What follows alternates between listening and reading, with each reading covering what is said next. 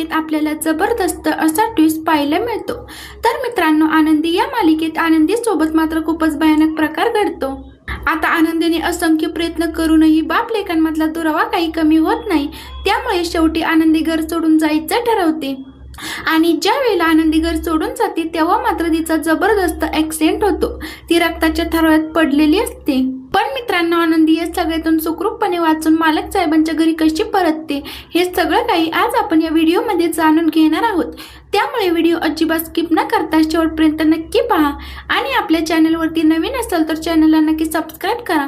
चला तर मग व्हिडिओला सुरुवात करूया। मित्रांनो, आनंदीचा ज्या वेळेला ॲक्सिडेंट झालेला असतो ती रक्ताच्या थारात तिथे पडलेली असते आणि त्यावेळेला पृथ्वी मात्र बाहेर कामासाठी गेलेला असतो। त्याच वेळेला तो माघारी येतो आणि ज्या वेळेला पृथ्वी माघारी येतो तेव्हा त्याला कळतं की ते कुठल्या तरी मुलीचा ॲक्सिडेंट झालाय आणि ती मुलगी अंध आहे। त्यानंतर पृथ्वीच्या मनाची मात्र घालमेल चालू होते।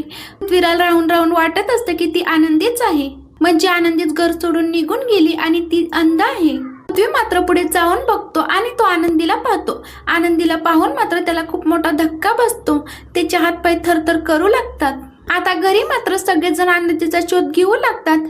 आरती, माई, बापू सगळेजण आनंदीचा शोध घेतात, पण आनंदी मात्र त्यांना कुठे सापडत नाही। आरती मात्र खूपच चिडलेली असते। आरतीला काय करावं काहीच कळत नसतं।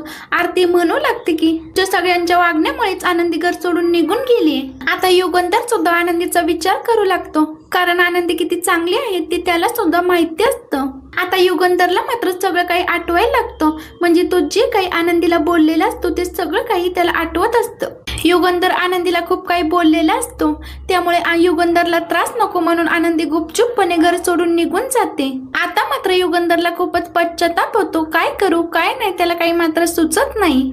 आता युगंधरला मात्र खूपच पश्चाताप होतो। युगंधर देवापुढे हात जोडतो आणि म्हणू लागतो, देवा, मी आनंदीशी जे काही वागलोय ना ते खूप चुकीचं होतं, मला माफ कर। मला माझ्या वागण्याचा पश्चाताप होतोय। मी आनंदीशी असं वागायला नको होतं, पण मी तरी काय करू, मला राग आला आणि रागाच्या भरात मी तिला काही बाई बोलून गेलो। खरं तर तेव्हा आनंदी जिथे कुठे असेल ना तिला सुखरूप ठेव, तिच्यावर कुठल्याही प्रकारचा वाईट प्रसंग येऊ देऊ नको।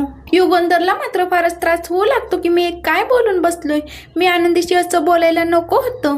मी तिला बोललो की माझ्या आणि माझ्या मुलांमध्ये पडू नको, आमच्या तुझ्याशी काहीच संबंध नाही। हे वाक्य मात्र तिच्या मनाला लागलं आणि ती डायरेक्ट घर सोडून निघून गेली।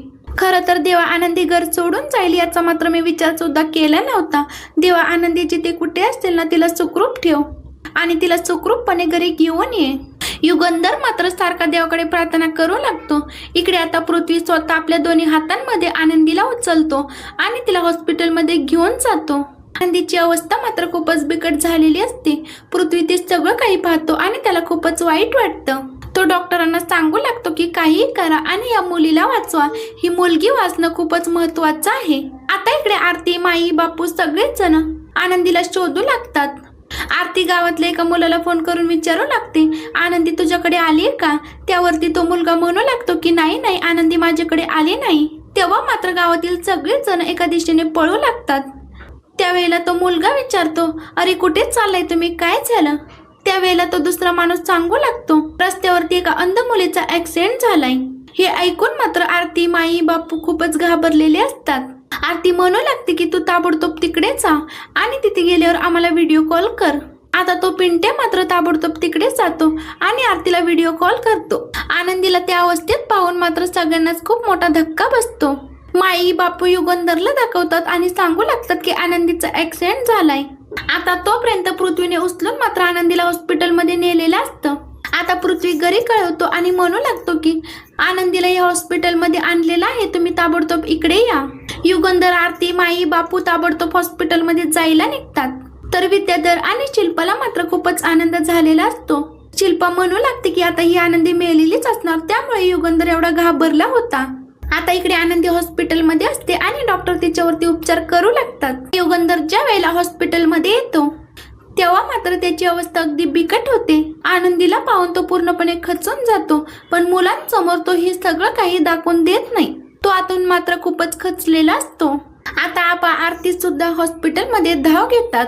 आबा मात्र खूपच चिडलेले असतात। आणि आबा युगंधरला म्हणू लागतात की काय हो, तुमच्यामुळेच आनंदीची ही अवस्था आहे, तुमच्यामुळेच आनंदी घर सोडून निघून गेली. तुमच्या कुटुंबात ती जरी कुणी नसली ना तरी माझी नात आहे, ती माझी मुलगी आहे, ती आमच्यासाठी खूप महत्वाची आहे. आबा मात्र आता खूपच भडकलेले असतात आणि युगंधरला खूप काही बोलू लागतात. आबा म्हणू लागतात की जर का माझ्या आनंदीला काही झालं ना तर मात्र मी तुम्हाला कधीच माफ करणार नाही. माझ्या नजरेत तुमचं खूप मोठं स्थान आहे, मी तुम्हाला खूप मान देतो, पण तुमच्यामुळे जर का माझ्या आनंदीला काही झालं ना तर मात्र मी तुम्हाला कधीच माफ करू शकणार नाही. आता युगंधर मात्र आबांची माफी मागतो आणि म्हणू लागतो की खरंच मला माफ करा, माझी चूक झाली. आनंदीला मात्र आता व्यवस्थित बरं होऊ द्या. आनंदीला इथून पुढे कधीच त्रास होणार नाही हा शब्द मात्र माझा आहे. आता पृथ्वीला सुद्धा आपल्या वागण्याचा खूपच पश्चाताप होत असतो. पृथ्वीला सुद्धा माहिती असतं की आनंदी ही किती चांगली मुलगी आहे. पृथ्वीला वाटत असतं की आपण आनंदीला जर काही योग्य वागणूक दिली असती, तिचा अपमान केला नसता तर मात्र आनंदी घर सोडून गेली नसती आणि तिच्यासोबत हे असं काही घडलंच नसतं. मुळातच घरात जे काही भांडणं वादविवाद चालू होता या सगळ्या गोष्टीला ती बिचारी कंटाळून गेली. ती स्वतः निर्दोष आहे हे मात्र सांगून सांगून थकून गेली. ती या घरात तिचं आपलं असं कुणी राहिलंच नाही. मग मात्र आनंदी त्या घरात कशी राहणार. आता पृथ्वीत जे काही वागलेलं असतं ना त्या सगळ्या गोष्टीचा त्याला पश्चाताप होतो, लाज वाटते. आता युगंधर आणि पृथ्वी दोघंही मनातल्या मनात स्वतःला दोष देऊ लागतात. खरं तर युगंधरने जराही तिला समजून घेतलेलं नसतं. मगाशी मात्र तिला फाडफाड बोललेला असतो. माझ्या मुलांमध्ये आणि माझ्यामध्ये पडू नको, आमच्यामध्ये पडण्याचा तुला कुठल्याही प्रकारचा संबंध नाहीये. ना तू माझी बायको आहे, ना तुझं आणि माझं काही नातं आहे, ना माझ्या मुलांची आई आहे. मग मात्र तू मुलांच्या आणि माझ्यामध्ये पडलीच कशी. युगंधरने मात्र डायरेक्ट तिला स्पष्टपणे विचारलेलं असतं की तुझा आणि माझा संबंध तरी काय, कोणत्या अधिकाराने किंवा कोणत्या नात्याने तू माझ्या मागे पुढे करते किंवा मुलांच्या मागे पुढे करते. त्यांची आई होण्याची तुला अजिबात गरज नाहीये. या शब्दाने मात्र आनंदीला फारच वाईट वाटलेलं असतं. या शब्दाने मात्र ती पूर्णपणे दुखावलेली असते आणि म्हणूनच आनंदी मागचा पुढचा विचार करत नाही आणि ती तडक घर सोडून निघून गेलेली असते. आता मात्र आनंदीची तब्येत खूपच क्रिटिकल झालेली असते. डॉक्टर म्हणू लागतात की आम्ही कुठल्याच गोष्टीची गॅरंटी देऊ शकत नाही, कारण यांची तब्येत खूपच क्रिटिकल आहे. ते वाचतील की नाही ते सुद्धा आम्ही सांगू शकत नाही. आता डॉक्टरांनी हे सगळं काही सांगितल्यानंतर पृथ्वी आणि युगंधर मात्र खूपच घाबरलेले असतात. जर का आनंदीच्या जीवाचं काही बरं वाईट झालं ना तर मात्र आपण करायचं तरी काय. आता या सगळ्याला मात्र युगंधर आणि पृथ्वी दोघेच जण जबाबदार असतात. जर का आनंदीला काही झालं ना तर मात्र या दोघांवरती आरोप येणार असतो. युगंधर लाजल्यासारखा होतो आणि पृथ्वी सुद्धा लाजल्यासारखा झालेला असतो. समोर चाललंय तरी काय, हे सगळं काही घडायला नको होतं, पण हे मात्र फार विचित्र घडतंय. आता मात्र हळूहळू आनंदीवर ट्रीटमेंट चालू असते, पण अजूनपर्यंत डॉक्टरांनी मात्र कुठल्याही प्रकारची गॅरंटी दिलेली नसते. आता घरच्या लोकांना जसं कळतं तशी घरची लोक हॉस्पिटलमध्ये धाव घेतात आणि प्रांजलमुळे आनंदी घर सोडून निघून गेली.